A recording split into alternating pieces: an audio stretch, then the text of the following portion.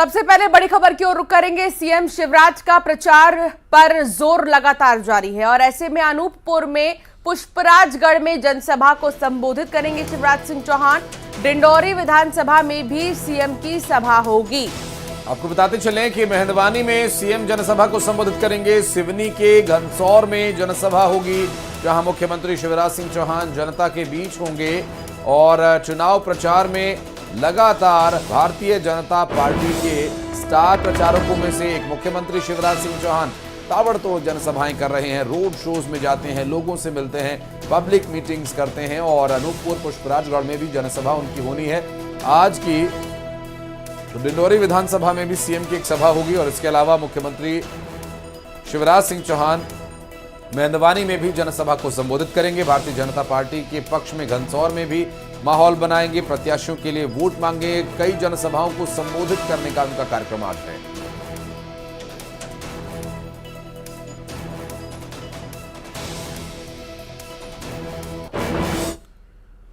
चलिए बढ़ते हैं आगे। आपको बता दें कि कमलनाथ आज नरसिंहपुर में कांग्रेस के प्रत्याशियों के लिए वोट करेंगे। नरसिंहपुर में जनसभा के माध्यम से करेली में जनसभा होगी और सुरखी विधानसभा के जेसी नगर में जनसभा में कांग्रेस प्रत्याशियों के पक्ष में कमलनाथ प्रचार करेंगे। तो नरसिंहपुर विधानसभा के करेली में जनसभा होगी और सुरखी विधानसभा के जेसी नगर में जनसभा करेंगे शिवराज सिंह चौहान। कांग्रेस प्रत्याशियों के पक्ष में माहौल बनाएंगे, माफ कीजिएगा, कमलनाथ आज प्रचार करेंगे और इसके साथ ही प्रत्याशियों के पक्ष में वोटों की अपील करेंगे। आपको बताते चलें कि नरसिंहपुर में बड़ी जनसभा के माध्यम से कांग्रेस पार्टी के प्रत्याशियों के लिए कमलनाथ उनके पक्ष में माहौल बनाएंगे, लोगों से वोट की अपील करेंगे। और ताबड़तोड़ अंशिका चुनावी दौरे पर लगातार कमलनाथ भी जुटे हुए हैं, किसी भी तरह की कोई कोर कसर वो छोड़ना नहीं चाहते, क्योंकि इस बार जो कांग्रेस पार्टी का माहौल बनाने का प्रयास किया जा रहा है उससे कितना लाभ होगा, हालांकि ये तो आने वाला वक्त ही बताएगा। लेकिन आगे इस प्रचार में किस तरह की बातें होंगी और क्या वो वादे मन से करते हैं, ये भी देखने का विषय होगा। तमाम रोड शोज और रैलियों में ताबड़तोड़ जा रहे हैं। शैलेंद्र हमारे साथ जुड़ गए हैं, संवाददाता शैलेंद्र, क्या जानकारी मिल रही है कमलनाथ के दौरे को लेकर? वोटों की अपील वो करेंगे कांग्रेस प्रत्याशी के लिए, पक्ष माहौल बनाएंगे कांग्रेस के लिए यहां पर। देखिए, बिल्कुल आपने ठीक कहा कि जिस नॉमिनेशन फाइल हो चुके हैं और अब जो है दिग्गज मैदान में उतर चुके हैं, अपनी अपनी पार्टी के लिए पक्ष में मतदान करने की अपील करने के लिए जनता के बीच जा रहे हैं, बड़ी बड़ी सभाएं कर रहे हैं, नुक्कड़ सभाएं हो रही है। इसके अलावा जनसंपर्क अभियान भी चल रहे हैं। न केवल पीसीसी चीफ कमलनाथ बल्कि मुख्यमंत्री शिवराज सिंह चौहान भी लगातार जनता के बीच जा रहे हैं। देखिए, अगर कमलनाथ की बात करूं तो आज 3 प्रमुख सीटों पर वो जाने वाले हैं, सुरखी, खुरई और नरसिंहपुर। ये वो सीटें हैं जो कांग्रेस जो पिछले चुनाव में हार गई थी और बीजेपी के दिग्गज यहां से मैदान में है। अगर हम बात करते हैं नरसिंहपुर की तो प्रहलाद पटेल केंद्रीय मंत्री है, वो इस मैदान में है बीजेपी की तरफ से। अगर दूसरी बात सुरखी की करते हैं तो गोविंद सिंह राजपूत मध्य प्रदेश सरकार के राजस्व मंत्री जो चुनाव मैदान में है। और अगर बात खुरई की करते हैं तो मध्य प्रदेश सरकार के नगरीय प्रशासन मंत्री भूपेंद्र सिंह वहां पर प्रत्याशी है। तो ऐसे में जो दिग्गजों की सीटें हैं उस पर फोकस जो है वो कांग्रेस का है, क्योंकि कांग्रेस ने जो चुनाव अभियान शुरू किया उसमें देखने में आया कि उन सीटों पर ज्यादा फोकस कर रही है जहां पर बीजेपी मजबूत स्थिति में है, या ये कहे कि बीजेपी के वहां सिटिंग एमएलए है। तो इस तरह की जो रणनीति है वो कांग्रेस ने अपनाई। अगर दूसरी तरफ हम मुख्यमंत्री शिवराज सिंह चौहान की बात करते हैं तो अनूपपुर, डिंडौरी और सिवनी कि जो महाकौशल का इलाका है वहां पर वो सभाएं करने जा रहे हैं। आदिवासी इलाके को साधने का प्रयास जो है वो बीजेपी की तरफ से किया जा रहा है। हाँ। और न केवल मुख्यमंत्री शिवराज सिंह चौहान, इसके अलावा अगर हम बात करते हैं तो खुद प्रहलाद पटेल हो, साध्वी निरंजना, दूसरे जो अन्य लोग हैं, चाहे भूपेंद्र सिंह हो या तमाम जो और दिग्गज है मध्य प्रदेश के, वो भी लगातार जनता के बीच जा रहे हैं, अलग अलग इलाकों में सभाएं कर रहे हैं और अपने पक्ष में मतदान करने की अपील जो है मतदाताओं से करने में जुटे हुए हैं। बिल्कुल, चूंकि अभी जिस तरह शैलेंद्र बार बार दावे किए जा रहे हैं कांग्रेस पार्टी की तरफ से, अभी वचन पत्र भी चर्चा का कारण बना हुआ है। देखिए, बिल्कुल आपने ठीक कहा कि जिस तरीके से जो कांग्रेस ने अपना मैनिफेस्टो जारी किया उसको उन्होंने वचन पत्र कहा है और साफ तौर पर वो कहते हैं कि जहां जहां उन्होंने वचन दिए उन्हें पूरा करने का काम किया है। उसमें सबसे फेरिस्त में जो नाम लेते हैं वो छत्तीसगढ़ का नाम लेते हैं, वो राजस्थान का नाम लेते हैं, हाल ही में जहां पर कांग्रेस की सरकार बनी कर्नाटक का वो जिक्र करते हैं कि देखिए हमने जहां जहां जो भी वचन जनता को दिए वो पूरा करने का प्रयास किया है। इतना ही नहीं, वो 15 महीने की कांग्रेस की कमलनाथ सरकार के भी वादे गिनाती कि जो वादे किए थे उनको पूरा करना शुरू कर दिया था, चाहे कर्ज माफी जैसे मुद्दे हों या फिर दूसरे राज्यों की अगर बात करूं तो जो ओल्ड पेंशन स्कीम की बात है, तो ये तमाम जो मुद्दे हैं उनको लेकर जनता के बीच में कांग्रेस जा रही है और कांग्रेस अपने मैनिफेस्टो को वचन पत्र कह रही है और कह रही है कि जो जनता से वादे किए थे वो एक एक करके पूरे किए जाएंगे। तो ऐसे में जो कांग्रेस है सबसे प्रमुख जो है वो जो गारंटियां जो चाहे मध्य प्रदेश कांग्रेस की तरफ से दी गई हों या फिर जो उनके आला कमान जो चाहे प्रियंका गांधी हो, राहुल गांधी हो या फिर मल्लिकार्जुन खड़गे जब मध्य प्रदेश के दौरे पर पहुंचे तो मध्य प्रदेश के विकास को लेकर कुछ गारंटियां उन लोगों के द्वारा दी गई है। तो उन्हीं गारंटियों का जिक्र करके कांग्रेस जो है वो मतदाताओं को अपने पक्ष में बिल्कुल शैलेंद्र, देखना ही होगा कि कांग्रेस के इस वचन पत्र पर कितना भरोसा जनता करती है और फिर वो जो 17 तारीख का दिन होगा उस दिन क्या होता है जनादेश। बहुत शुक्रिया आपका इस पूरे मामले पर जानकारी देने के लिए शैलेंद्र। आगे बढ़ेंगे। कांग्रेस के जय वीरू की जोड़ी पर सियासत गर्मा गई है। शिवराज ने तंज कसते हुए कहा कि दोनों के झगड़े की वजह से दिल्ली बुलाया गया है। दरअसल उनका यह कहना है कि कमलनाथ ने किसी भी झगड़े से इनकार किया, लेकिन झगड़ा तो कहीं ना कहीं भीतर खाने है ही।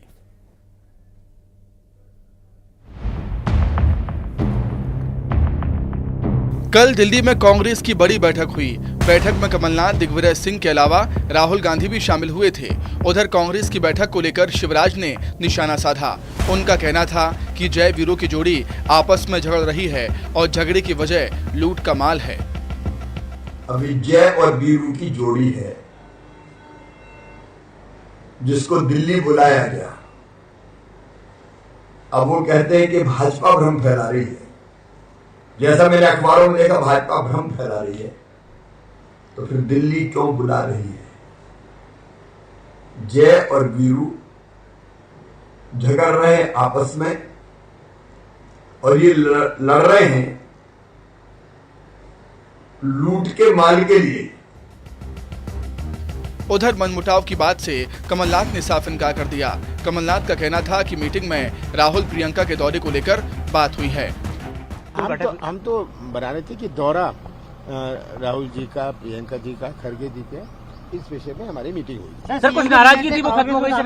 नाराजगी की तो बात ही नहीं थी, ये तो दौरों की बात थी। कमलनाथ और दिग्विजय सिंह की जोड़ी को कांग्रेस के चुनावी प्रभारी प्रदीप सुरजेवाला ने हाल ही में जय वीरू की जोड़ी बताया था और अब शोले फिल्म के कैरेक्टर पर शिवराज हमलावर हो गए हैं।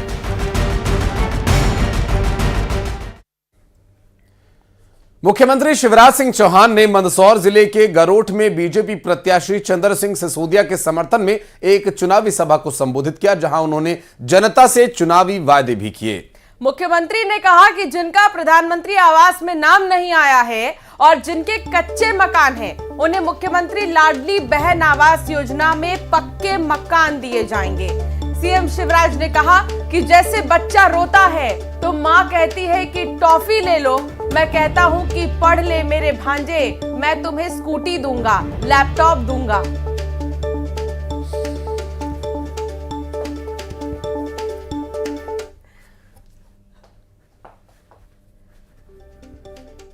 इनकी अलग अलग स्कॉलरशिप 12वीं में अच्छे नंबर लेके आए तो मामा बच्चों को लैपटॉप दिलवाता है। लैपटॉप किसान और गरीब के बेटा बेटी भी लैपटॉप चलाए। और 12वीं में अपने स्कूल में पहले नंबर पे आए तो मामा स्कूटी दिलवाता है, स्कूटी, ताकि बच्चे स्कूटी पर बैठ के जाए। मैं क्यों दिलवाता? इसलिए कि जैसे मम्मी पापा बच्चे को मनाने कई बार कहते हैं, मान जा बेटा टॉफी दूंगी, चॉकलेट दूंगी, मैं कहता हूँ पढ़ ले मेरे भांजे, पढ़ लो मेरी भांजी, अच्छे नंबर लाओगे तो मैं स्कूटी दूंगा, मैं लैपटॉप दूंगा। कांग्रेस सांसद नकुल नाथ ने कांग्रेस की सरकार बनने का दावा किया। उनका कहना था कि 7 दिसंबर को कमलनाथ सीएम पद की शपथ लेंगे। छिंदवाड़ा में नकुल नाथ ने आउटसोर्स कर्मचारियों को परमानेंट करने का भरोसा दिया और साथ ही शपथ ग्रहण समारोह में शामिल होने का अग्रिम न्योता भी दे दिया। और उधर नकुल नाथ के बयान पर बीजेपी ने तंज कसा और नकुल नाथ को बड़बोलेपन का शिकार बताया।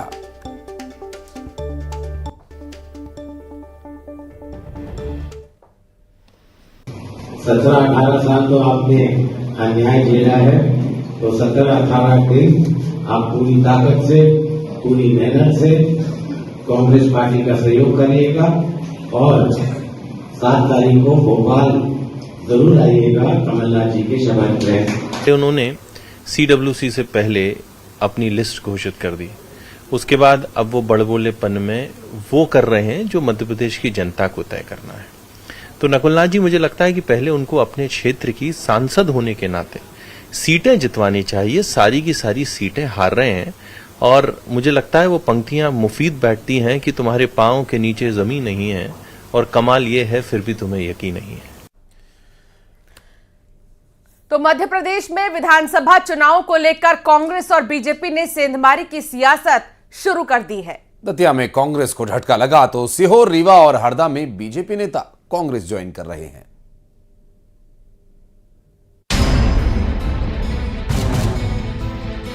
एमपी में कांग्रेस और बीजेपी ने सभी सीटों पर प्रत्याशियों के नाम का ऐलान कर दिया है, लेकिन इस बीच प्रदेश में दल बदल की सियासत भी जारी है। दतिया में कांग्रेस के प्रदेश सचिव रहे अनिल भार्गव बीजेपी में शामिल हो गए। नरोत्तम मिश्रा ने अनिल भार्गव को बीजेपी की सदस्यता दिलाई। अनिल भार्गव ने कमलनाथ और दिग्विजय सिंह को फरेबी करार दिया। एक विधानसभा में मेरा दिल्ली तक नाम चला, लेकिन मैंने उसको छोड़ा, मैंने कमलनाथ जी को छोड़ा, मैंने दिग्विजय को छोड़ा, मैंने राहुल गांधी, सोनिया गांधी को छोड़ा। सब कुछ इनके अंदर मैं देख रहा हूं। आदरणीय, आज के बाद मेरे सब कुछ यही रखेगा। उधर कांग्रेस ने रीवा, हरदा और सीहोर में बीजेपी को झटका दिया है। रीवा के जनपद अध्यक्ष विकास तिवारी, हरदा के पूर्व नगर पालिका अध्यक्ष सुरेंद्र जैन और सीहोर से जसपाल अरोड़ा कांग्रेस में शामिल हो गए। सुरेंद्र जैन को कृषि मंत्री कमल पटेल का करीबी माना जाता है। ये सही है कि मैं कमल पटेल का बचपन का साथी हूँ और लगातार 35 साल साथ में राजनीति की है, लेकिन अलग होने का जो कारण है वो मादक पदार्थों का बहुत अधिक मात्रा में हरदा जिले में विक्रय होना। मैं उसका घोर विरोधी रहा हूँ। चुनावों के बीच नेताओं की दल बदल कोई नई बात नहीं है, हालांकि इसका नफा नुकसान भी होता है और यही वजह है कि सियासी दल चुनावों के दौरान एक दूसरे के दल में सेंध लगाने की कोशिश भी करते हैं।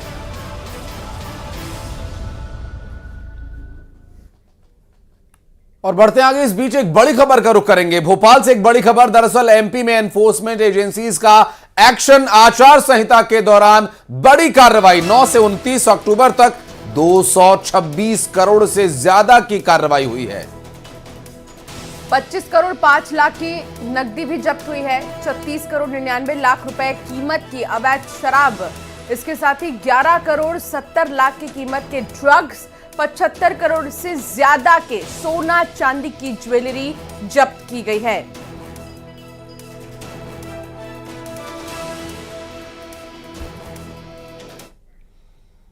मध्य प्रदेश का आज स्थापना दिवस है और सूबे में आज 68वां स्थापना दिवस मनाया जाएगा।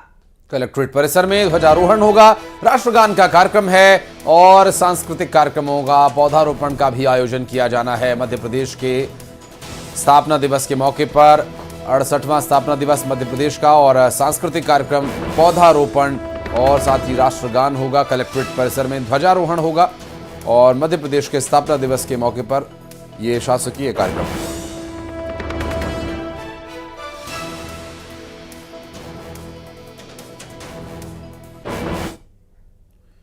और चुनाव को देखते हुए पुलिस पूरी तरह से सतर्क है और इसी सतर्कता की वजह से पुलिस ने ग्वालियर और भिंड में कैश जब्त किया है। ग्वालियर में वाहन की चेकिंग के दौरान पुलिस ने 14 लाख कैश पकड़ा। वहीं एक व्यक्ति को इस मामले में गिरफ्तार भी किया गया है। भिंड की अगर बात करें तो भिंड में एक कार और बोलेरो से 3 लाख से ज्यादा रकम जब्त की गई है। पूछताछ में वाहन चालक कैश को लेकर कोई दस्तावेज ही नहीं दिखा पाए, जिसके बाद इन्हें गिरफ्तार भी किया गया है। तो ये दो मामले ग्वालियर और भिंड के, दोनों ही जगहों पर एक जगह ग्वालियर में 14 लाख कैश जब्त किया गया तो भिंड में 3 लाख कैश जब्त किए गए हैं। हालांकि जो ड्राइवर है उनसे लगातार पूछताछ जारी है। उनसे जब दस्तावेज मांगा गया वो नहीं दे पाए, दस्तावेज नहीं दिखा पाए इन पैसों को लेकर, जिसके बाद पुलिस ने इन्हें हिरासत में लिया है। अब आगे जांच पड़ताल होगी।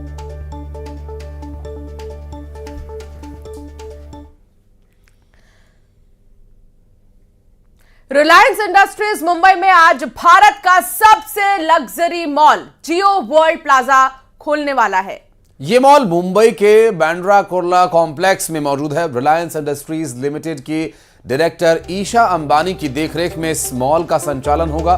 ये मॉल सिर्फ देखने में ही लग्जरी नहीं, बल्कि यहां मिलने वाली चीजें भी काफी लग्जूरियस होंगी। और इस मॉल में बलेंसियाज, कार्टिए, लुई विटोन, वर्साची, वैलेंटिनो, मनीष मल्होत्रा, अबू जानी, Sandeep Khosla, pottery born, Gucci जैसे तमाम महंगे ब्रांड्स मिल सकेंगे, आप खरीद सकते हैं। और लॉन्च को लेकर रिलायंस इंडस्ट्रीज लिमिटेड की डायरेक्टर ईशा अंबानी ने बताया कि जियो वर्ल्ड प्लाजा का मकसद दुनिया के बेस्ट ब्रांड्स को भारत में लाना है। इसके अलावा इसके जरिए भारत के शिल्प कौशल के ब्रांड्स को हाईलाइट भी किया जा सकेगा। जियो वर्ल्ड प्लाजा का डिजाइन अमेरिका की मशहूर आर्किटेक्चर और डिजाइन फर्म टीवीएस और रिलायंस टीम ने मिलकर बनाया है। संगमरमर से बने फर्श, ऊंची छत और शानदार रोशनी से जगमग ये मॉल देखने में बेहद आकर्षक है। मॉल में शॉपिंग से लेकर मल्टीप्लेक्स थिएटर और बेहतरीन रेस्टोरेंट भी शामिल है। प्लाजा के स्ट्रक्चर कमल के फूल और प्रकृति से प्रेरित है।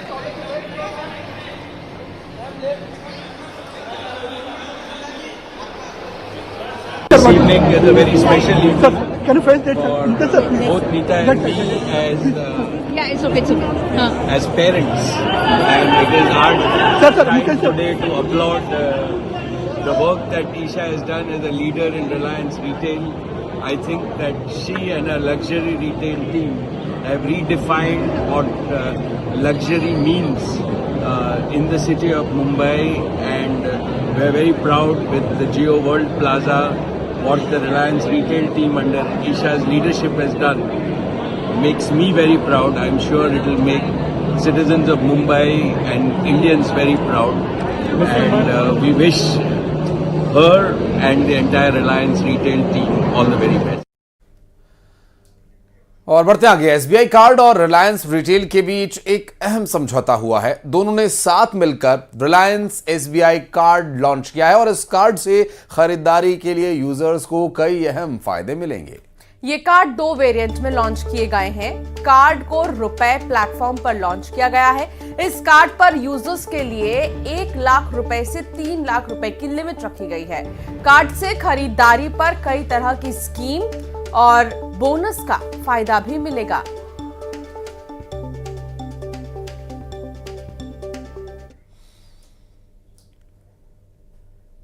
यहां रुक एक छोटे से ब्रेक के लिए, खबरें आगे भी जारी हैं। आप देखते रहिए News 18।